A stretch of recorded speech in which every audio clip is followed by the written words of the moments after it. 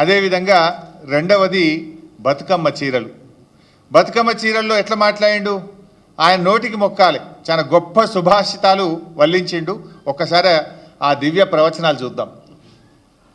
ఒక మంచి డిజైన్తో ప్రతి ఆడబిడ్డకు 2 చీరలు ఇస్తే 1,30 లక్షల చీరలు మంచి డిజైన్లతోని మంచి క్వాలిటీ.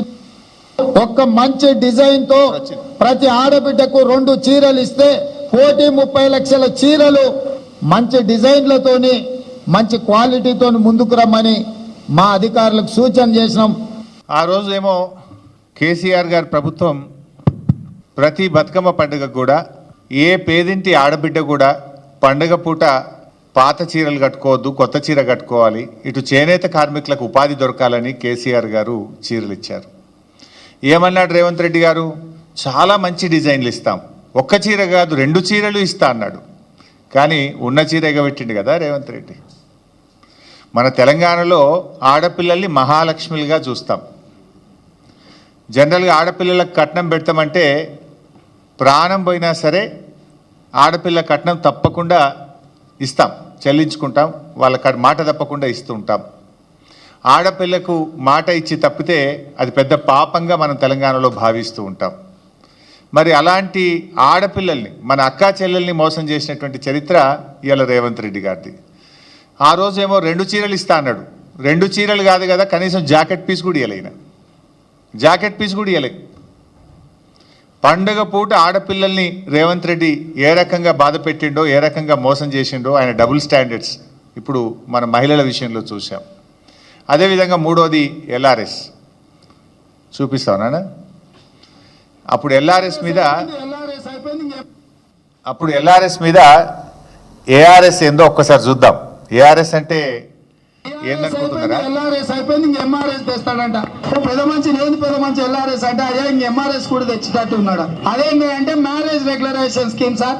వాళ్ళ రక్తాన్ని పీల్చాలనేటువంటి ఆలోచనతో రాష్ట్ర ప్రభుత్వం ఉంది. వీలైతే అసలు కట్టబాకండి.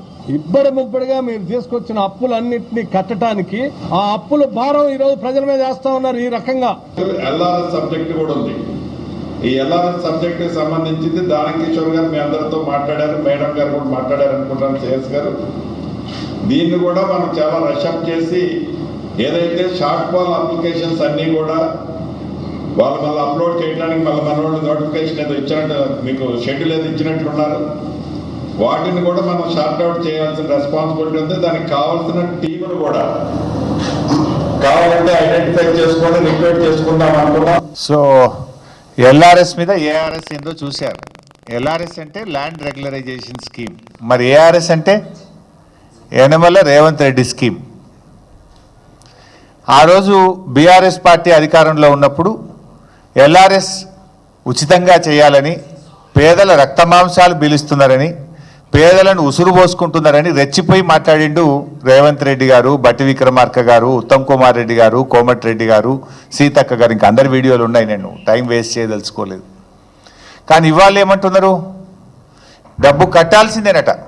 ఇప్పుడు 15,000 కోట్ల రూపాయల డబ్బు కట్టండి అని అధికారులకు ఛార్జ్ మెమోలు ఇస్తున్నారు. ఏమైంది, ప్రజల దగ్గర డబ్బు కట్టిస్తలేరు. ప్రజల్ని బెదిరించండి, అవసరమైతే కడీలు వీకండి, లేఅవుట్లు కూల్చండి, ప్రజల చేత డబ్బు కట్టించండి అని చెప్పి ఇవాళ ప్రజల రక్త మాంసాలు పీల్చి ఇవాళ ఎల్ఆర్ఎస్ డబ్బులు పేద ప్రజల దగ్గర వసూలు చేస్తూ ఉన్నారు. నేను అడుగుతా ఉన్నా, ఆ రోజు ఉచితంగా చేయాలన్న మీరు ఇవాళ పేద ప్రజల రక్త మాంసాలు ఎందుకు పీలుస్తున్నారు? ఎందుకు ఎల్ఆర్ఎస్కు ప్రజలు డబ్బులు కట్టాలి? కట్టద్దు అని బట్టి విక్రమార్క మాట్లాడింది కదా, గదే మాట మేమంటున్నాం. తెలంగాణ ప్రజలారా ఎల్ఆర్ఎస్ కట్టకండి, ఆనాటి బట్టి గారి మాటని నేను ఇవాళ చెప్తా ఉన్నా. నిజంగా మీరు మనుషులైతే, మాట మీద నిలబడే తత్వం ఉంటే, పేదల మీద ప్రేమ ఉంటే ఎల్ఆర్ఎస్ను ఉచితంగా చేయాలని బీఆర్ఎస్ పార్టీ డిమాండ్ చేస్తుంది.